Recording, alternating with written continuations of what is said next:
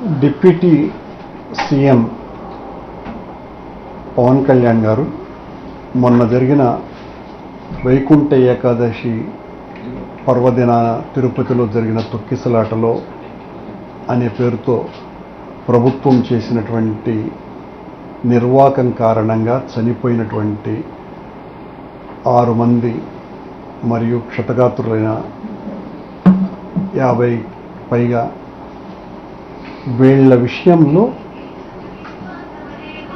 పవన్ కళ్యాణ్ గారు వచ్చి జరిగిన సంఘటనకు మాకు ఏ సంబంధం లేకపోయినా క్షమాపణలు చెప్తున్నాను, టీటీడీ పాలక మండలి అందరూ కూడా క్షమాపణలు చెప్పాలని ఆయన చెప్పడం జరిగింది. మొదటిది, మాకు ఏ సంబంధము లేకపోయినా అన్నటువంటిది తీవ్రమైన అభ్యంతరకర విషయం. మీకు చాలా సంబంధం ఉంది. మీ పాలన ఇది. మీ పాలన భ్రష్టు పట్టిపోయింది అనటానికి ఒక పెద్ద ఉదాహరణ అది. మీ మధ్యన ఏ రకమైనటువంటి సమన్వయము లేదు అనటానికి ఒక కొండ గుర్తు అది. ఒక ఉప ముఖ్యమంత్రిగా మీరు ముఖ్యమంత్రితో పాటే వచ్చి మిగతా మంత్రులకు మళ్ళీ నిజానికి ఉప ముఖ్యమంత్రి అన్నది అధికారికంగా ప్రకటనకు మాత్రమే పరిమితమైనటువంటి పోస్టు. క్యాబినెట్లో మీరు ఒక క్యాబినెట్ మంత్రి మాత్రమే. మీరేమో ఒక స్పెషల్ ఫ్లైట్ వేసుకొని వచ్చి ముఖ్యమంత్రికి భిన్నంగా మీరు మాట్లాడటము, అందరూ కూడా క్షమాపణలు చెప్పాలని ఇక్కడే కాదు మళ్ళీ మీరు పిఠాపురం వెళ్ళి కూడా అక్కడి నుంచి కూడా మాట్లాడారు. పవన్ కళ్యాణ్ గారు, నేను ఒక ప్రశ్న నాది, అంటే హత్యలు అత్యాచారాలు చేసి జడ్జి గారి ముందరకి నేను తప్పు చేశాను, నన్ను క్షమించండి అని అంటే వదిలేయరు. బహిరంగంగా క్షమాపణ చెప్పుకుంటాము అని అంటే వదిలేయరు. మీ ప్రభుత్వం చేసినటువంటి హత్యలకి బాధ్యులను ఖచ్చితంగా చర్యలు తీసుకోవాలి వాళ్ళ మీద. అది ముఖ్యమంత్రి గారు, మీరు కూడా బాధ్యులే అందులో. ఎందుకంటే మీరు రాష్ట్రమంతా పెద్ద ఎత్తున నేను ముఖ్యమంత్రి తర్వాత ముఖ్యమంత్రిని అన్నట్టుగా ప్రవర్తిస్తుంటారు కాబట్టి మీరు బాధ్యులే. అక్కడ ఉన్న ఎస్పీ, ఈఓ, అడిషనల్ ఈఓ వీళ్ళందరూ కూడా బాధ్యులే. కానీ మీరు ఎవరి మీద చర్యలు తీసుకున్నారు? ఒక మామూలు స్థాయి అధికారుల మీద చర్యలు తీసుకొని పెద్దవాళ్ళని ఇద్దరిని ట్రాన్స్ఫర్లు చేసినారు.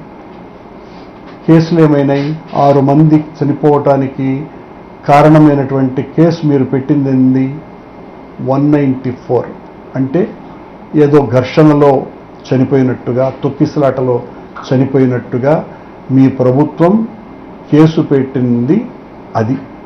అంటే అక్కడే మీ పలాయనవాదం ఏ స్థాయిలో ఉందో చెప్పకనే చెప్తుంది. మీరు క్షమాపణలు చెప్పాలని మళ్ళీ అక్కడికి వెళ్ళి పిఠాపురంలో వాళ్ళందరూ క్షమాపణలు చెప్పకపోతే బాగుండదని మాట్లాడడం వెనుక కూడా కుట్ర ఉంది. క్షమాపణలు చెప్పటంతో సరిపుచ్చాలా అనేటువంటి ఒక భావన మీలో ఉన్నది. అది కాదు కావాల్సింది. క్షమాపణలు కాదు, చర్యలు. దోషులను కఠినంగా శిక్షించేటువంటి చర్యలు. ఆ కేసు దొమ్మిలోనో తొక్కిసలాటలో జరిపోయినట్టుగా కాదు, మీ నిర్లక్ష్యం వలన, పాలన పట్ల పట్టు లేనటువంటి మీ విధానాల వలన, సమన్వయం ఒకరి పట్ల ఒకరికి లేకపోవటం మూలంగా జరిగినటువంటి ఒక ఘోర నేరం అది. ఆ నేరానికి బాధ్యుల మీద చాలా కఠినమైనటువంటి సెక్షన్స్ పెట్టి వాళ్ళనందరినీ కూడా అరెస్టు చేయాలా అని మీరు చెప్పి ఉంటే అప్పుడు మీరు చాలా కరెక్ట్ అయి ఉండేవాళ్ళు. మీరు క్షమాపణలు చెప్పి తప్పించుకోవాలని వాళ్ళనందరినీ కూడా దోషుల్ని రక్షించాలనేటువంటి ఆలోచన తప్ప మరొకటి లేదు. మీరు ఇక్కడ కూడా ఏదో చాలా పెద్ద మనిషిగా నేను క్షమాపణలు చెప్తున్నాను, క్షమాపణలు చెప్పడానికి తప్పేముంది అనే మాటలు మాట్లాడుతున్నారు.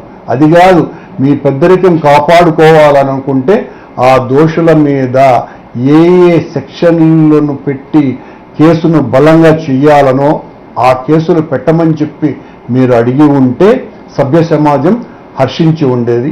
అలాగే ఆ సంఘటనకు కారకులైనటువంటి వాళ్ళందరినీ కూడా వెంటనే సస్పెండ్ చేయండి అని మీరు డిమాండ్ చేసి ఉంటే అది కరెక్ట్ అయి ఉండేది. ఈ రెండు మీరు చేయకుండా క్షమాపణలు కోరండి, క్షమాపణలు నేను చెప్తున్నాను నాకేం సంబంధం లేకపోయినా అని చెప్పటం మీ వితండ వాదాన్ని తెలియజేస్తుంది. ఇదొక అపహాస్యపు మాటల్లాగా ధ్వనిస్తుంది.